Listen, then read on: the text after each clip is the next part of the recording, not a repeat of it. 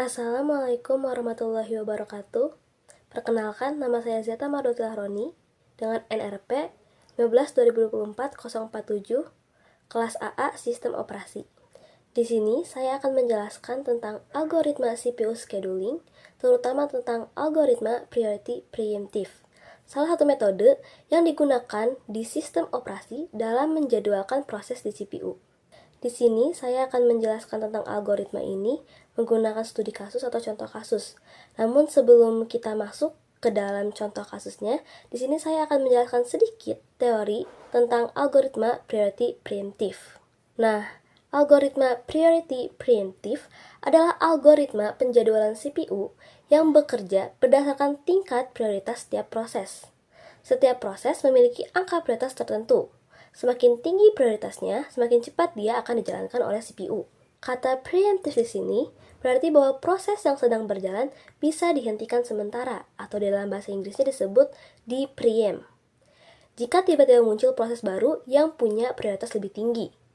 Jadi, sistem ini memastikan bahwa proses paling penting selalu mendapat giliran pertama, bahkan jika harus menghentikan proses lain yang sedang berjalan.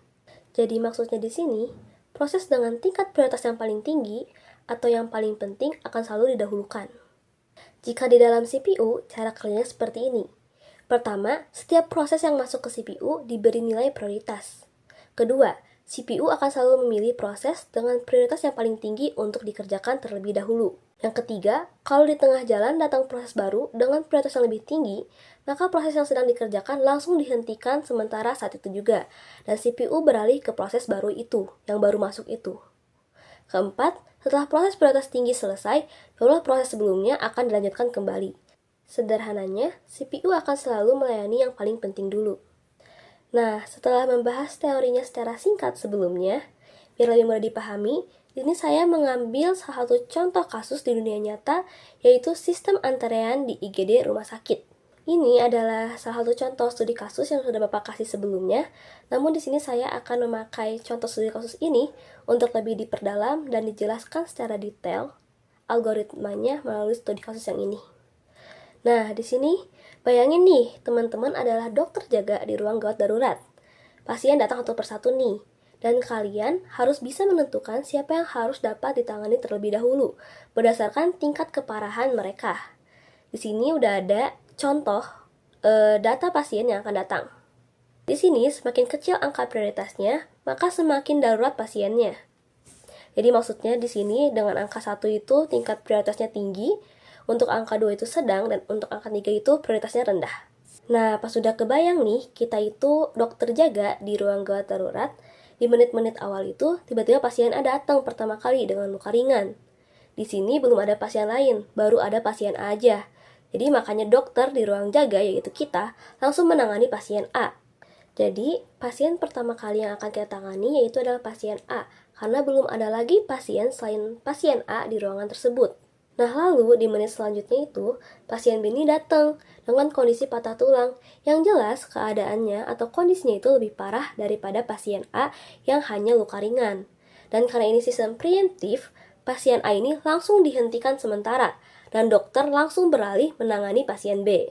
Nah, lalu pas dokternya itu lagi menangani pasien B, di menit selanjutnya nih, datang lagi pasien C dengan penyakitnya itu serangan jantung, di mana ini prioritasnya pasti paling tinggi di antara kedua pasien sebelumnya. Makanya itu, dokter langsung meninggalkan pasien B dan segera dengan secepatnya menangani pasien C. Nah, setelah beberapa waktu berlangsung nih, pasien C ini sudah selesai ditangani, pasien yang punya penyakit jantung sebelumnya. Nah, balik lagi, kan tadi sebelum menangani pasien C, ada 2 pasien yang ditunda penanganannya, yaitu pasien A dan pasien B. Nah, dari kedua pasien ini, dokter akan balik merawat lagi mereka. Namun, dicari lagi prioritasnya lebih tinggi. Dan karena B ini patah tulang, kondisinya yang jelas lebih parah dari pasien A yang hanya luka ringan, maka setelah pasien C selesai ditangani, dokter akan langsung menangani pasien B. Lanjut, dokter ini akan menangani pasien B sampai selesai. Nah, setelah pasien B ini sudah selesai ditangani, tinggal tersisa hanya pasien A yang masih belum selesai ditangani.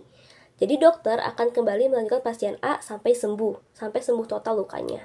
Nah, kalau dilihat dari alur tadi, yang ditangani adalah kondisi pasien yang lebih parah terlebih dahulu, bukan dari pasien yang pertama kali datang ke IGD tersebut.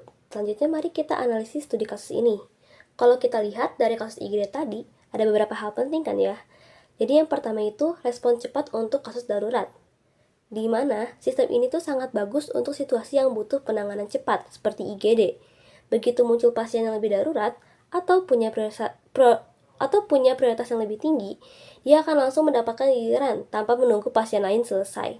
Yang kedua, proses bisa dihentikan sementara atau preemption, yang seperti sudah dibahas sebelumnya di teori sebelumnya, di mana pasien A dan B sempat ditunda dulu kan penanganannya karena ada pasien C yang jauh lebih darurat, yaitu sakit jantung. Nah, ini juga sama di CPU, di mana proses ini bisa di-pause sementara dan dilanjutkan lagi setelah proses yang lebih penting selesai. Yang ketiga ini adalah kekurangannya, yaitu adalah masalah starvation atau kelaparan proses, di mana karena pasien A prioritasnya paling rendah, dia harus menunggu paling lama tentunya. Ini mirip dengan masalah starvation di CPU, di mana proses berprioritas rendah bisa menunggu terlalu lama karena terus dikalahkan oleh prioritas yang lebih tinggi. Nah, makanya untuk mengatasi masalah ini atau kekurangan ini, biasanya itu digunakan metode aging, yaitu menaikkan prioritas proses yang sudah menunggu terlalu lama agar tetap kebagian waktu di CPU. Lalu yang keempat, ada efisiensi sistem. Algoritma ini memastikan sumber daya digunakan untuk hal yang paling penting dulu. Seperti tadi di contoh studi kasus sebelumnya, seperti dokter yang fokus menangani pasien paling darurat bukan yang luka kecil. Nah, jadi kesimpulannya, algoritma priority preemptive ini bekerja dengan cara memilih proses yang mana yang paling penting dulu untuk dijalankan terlebih dahulu, bahkan kalau harus menghentikan proses lain di tengah jalan. Contoh di IGD sebelumnya menggambarkan bahwa pasien yang paling darurat akan langsung ditangani saat itu juga, sama seperti CPU yang langsung menjalankan proses berprioritas tinggi. Namun, algoritma ini tetap punya kekurangannya, yaitu risiko starvation bagi proses berprioritas rendah. Maka dari itu, untuk mencegah dan mengatasi starvation ini, sistem biasanya menambahkan mekanisme aging, supaya semua proses tetap punya kesempatan dijalankan. Nah, dari contoh IGD rumah sakit sebelumnya, kita bisa lihat nih, bahwa priority preemptive scheduling benar-benar meniru logika kehidupan nyata, di mana sama seperti dokter IGD yang akan langsung berpindah menangani pasien yang paling darurat atau yang kondisinya paling parah. Begitu juga dengan CPU yang akan langsung beralih ke proses dengan prioritas yang paling tinggi atau yang tertinggi. Cara ini tuh membuat sistem lebih responsif terhadap tugas penting, tapi tetap harus berhati-hati terhadap masalah starvation. Maka dari itu, diperlukan teknik tambahan seperti aging agar semua proses tetap dapat mendapat giliran. Jadi, bisa disimpulkan di akhir, algoritma ini sangat cocok untuk sistem yang membutuhkan respon cepat dan penanganan prioritas tinggi, seperti sistem real-time, server, atau bahkan sistem darurat seperti IGD. Mungkin cukup sekian dari saya. Mohon maaf apabila ada banyak kekurangan dan kesalahan kata.